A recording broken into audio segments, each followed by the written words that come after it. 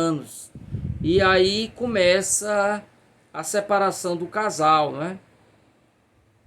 Nasce daí uma versão ao amante que, vendo seus planos fracassados, rouba as joias de Luísa. Peixoto, amigo da viúva, protege-a contra o canalha e consegue reaver as joias. Por fim, Luísa, Dona Felizmina, Laura e Peixoto deixam o Ceará e aqui o Simas permanece, né? Então, gente, há um fragmento do romance acompanhado de um comentário do Sâncio, tá no texto teórico número 3 aí, tá? Eu vou pulando porque o tempo já vai correndo. Então, pessoal, antigamente existiam 4 quiosques. Eu vou passar essa página para a gente ver do que é. Ah, tá aqui no começo. Então, os quiosques eram esses, né? Essas. Como é que eu posso chamar? Sem usar a palavra quiosque, né? Então, essas estruturas aí de madeira, né?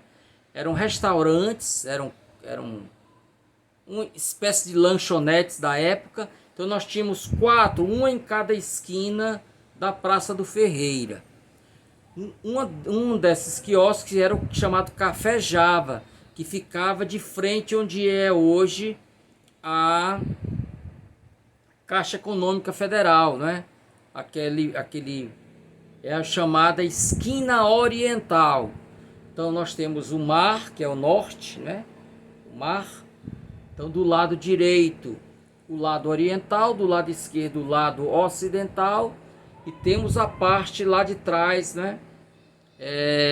A parte lá do sul, né? A parte de trás da praça. Então, do lado lá da Caixa Econômica Federal ficava o Café Java, que infelizmente foi desmontado junto com os outros cafés quando houve uma reforma da praça, né? Uma reforma da praça. Então, nesse Café Java, a juventude costumava se reunir, esses jovens, né? Antônio Salles, Lopes Filho, Lívio Barreto, Ulisses Bezerra, Temístocle Machado e Tibúcio Freitas, né? Então, ali eles conversavam sobre literatura e faziam também um papo mais cabeça, né, contra a burguesia, o clero. Isso aí já são, pessoal, influências exatamente do realismo europeu, não é? Que era anticlerical, que fazia o questionamento da burguesia, tudo a gente já sabe, né? Aquela revisão que a gente fez lá na primeira aula do realismo. Pois bem, é aí que surge a ideia, né? Surge a ideia de fazer essa agremiação. Então, Antônio Salles foi o grande líder do movimento nessa fase inicial.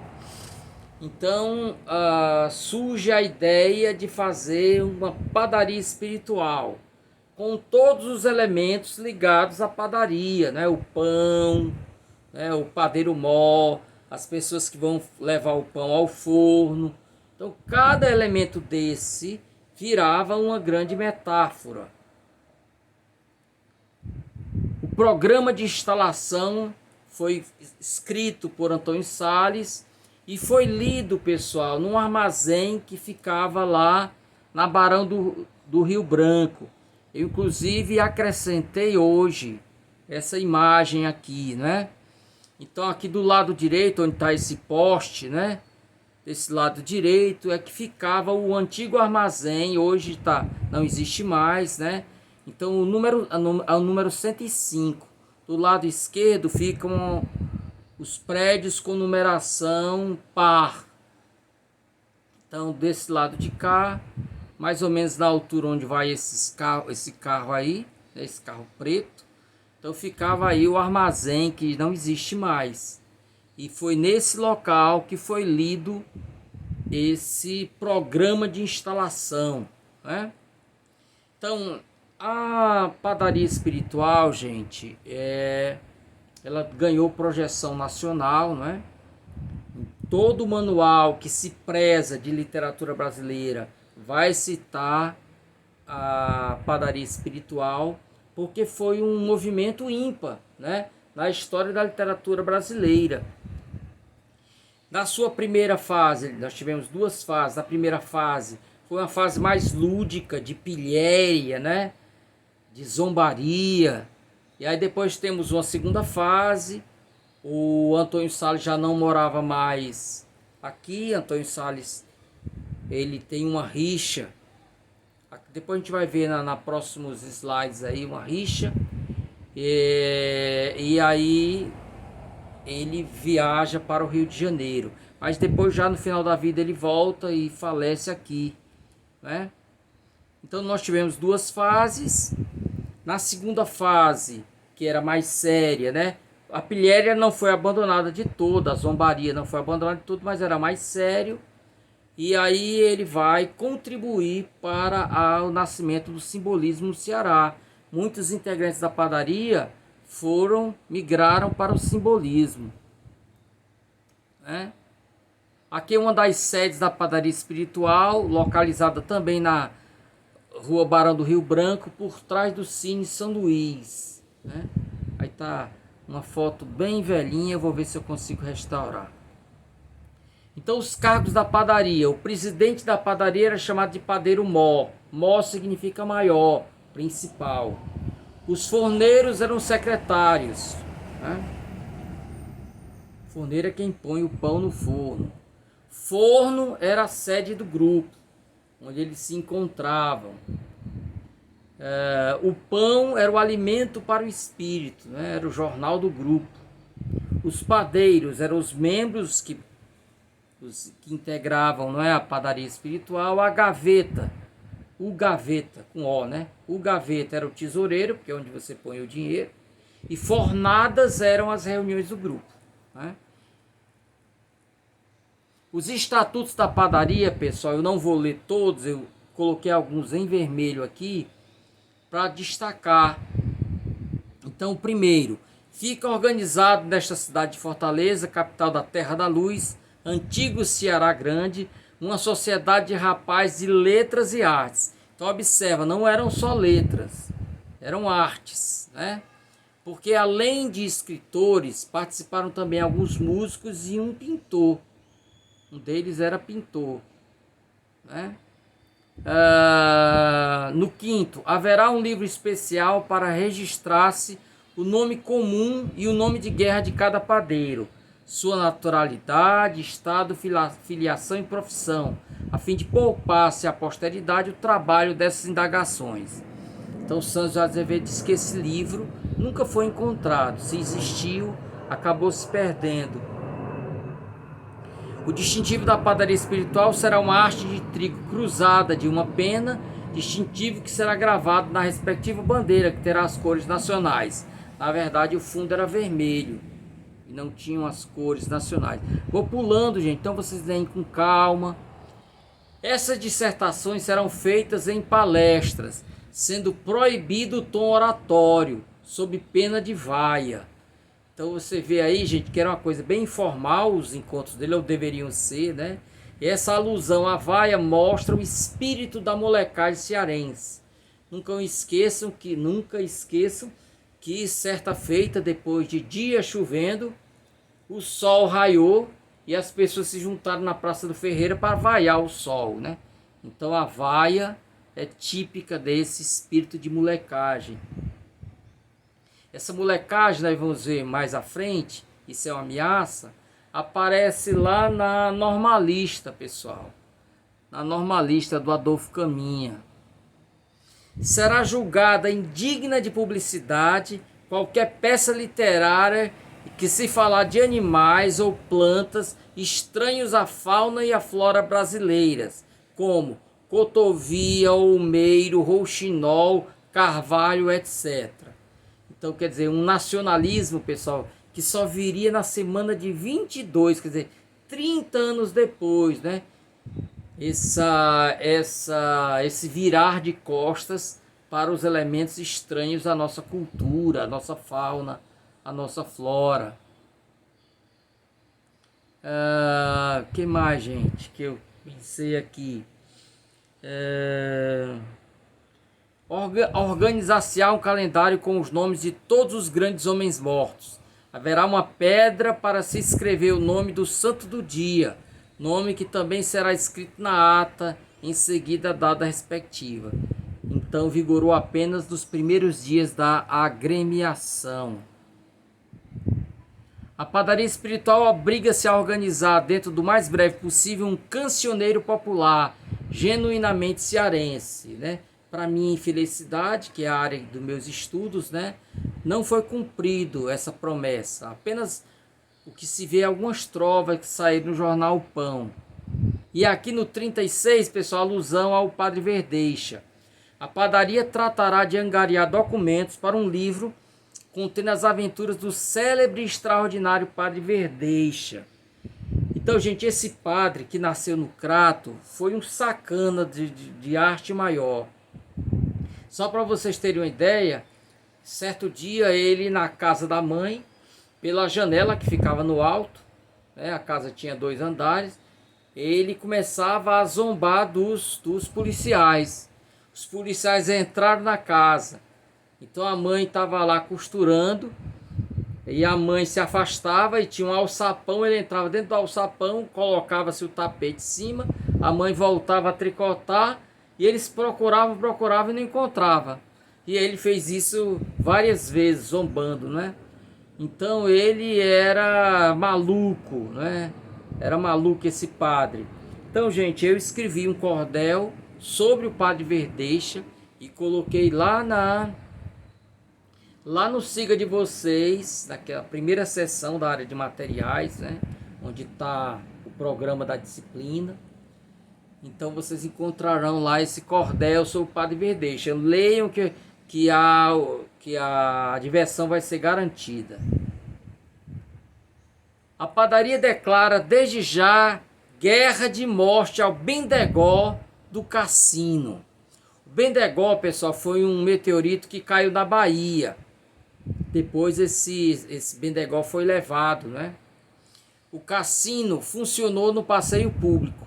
Os padeiros se referiam ao cassino como Bendegó, pelo fato de haver a obra vultosa, quer dizer, muito cara, surgido de modo inesperado, como se vindo do céu. Empregar-se-ão todos os meios de compelir Mané Coco a terminar o serviço da Avenida Ferreira. Mané Coco, pessoal, nós temos lá no YouTube, eu vou escrever também um cordel sobre ele. Mané Coco, figura muito interessante, era músico, né? E temos lá um documentário da TV Assembleia falando sobre ele, né?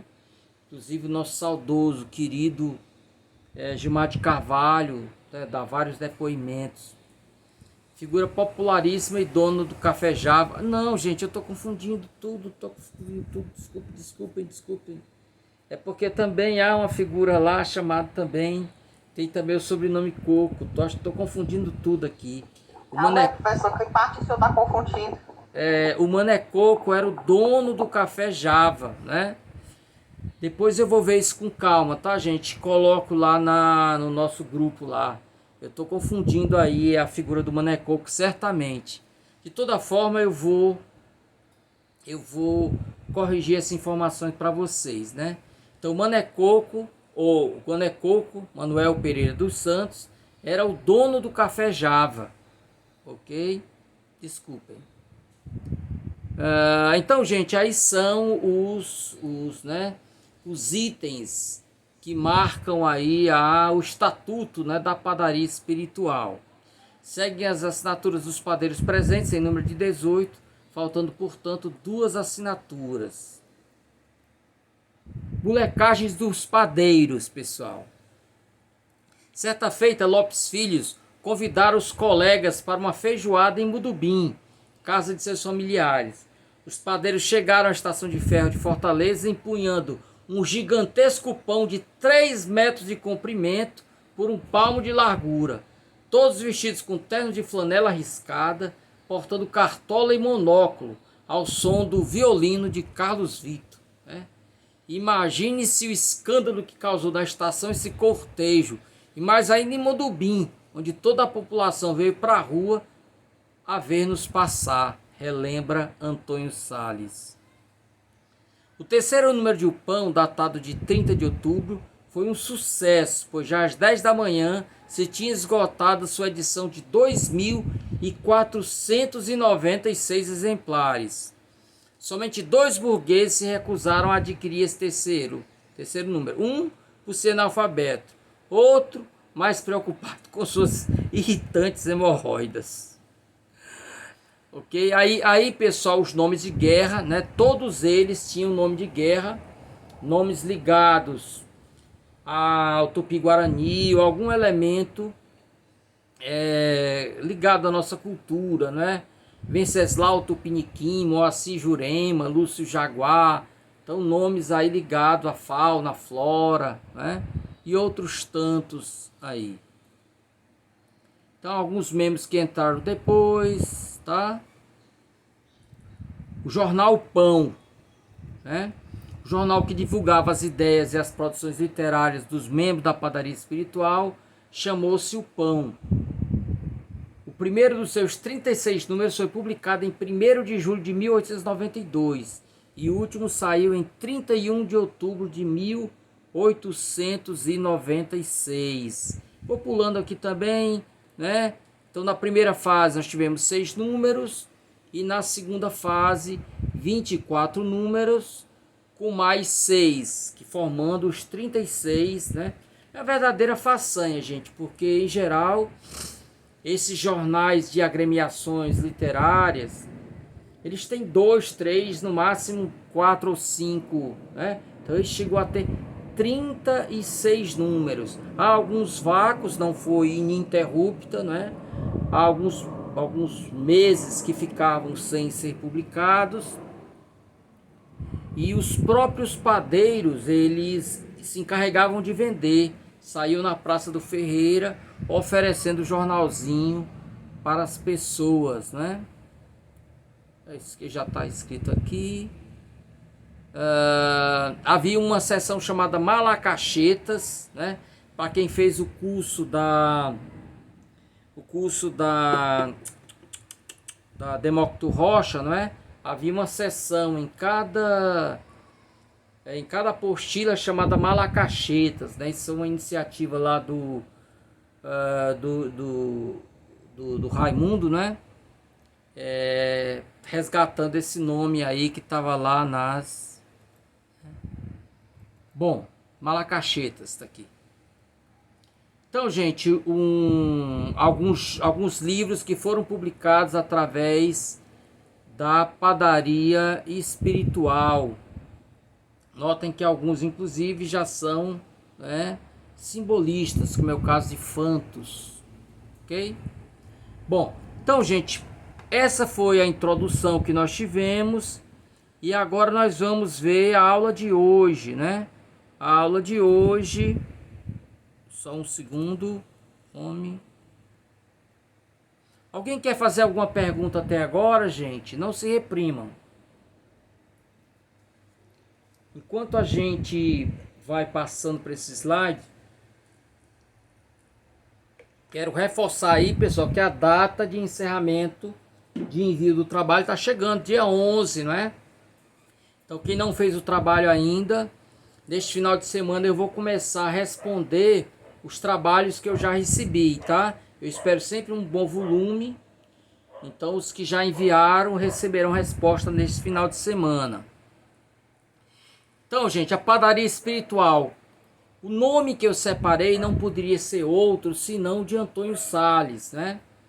Então, Antônio Sales nasceu em Paracuru em 1868 e faleceu em 1940. Então ele foi um dos que foram descobertos pelo Clube Literário, de novo, não confundir com o Centro Literário, sobre o qual eu falei hoje. O Clube Literário é da primeira aula sobre o realismo, né? Então ele foi um dos que surgiram no Clube Literário. Trabalhou no comércio, depois foi funcionário público, ele também assumiu o cargo de deputado estadual, né? Foi jornalista.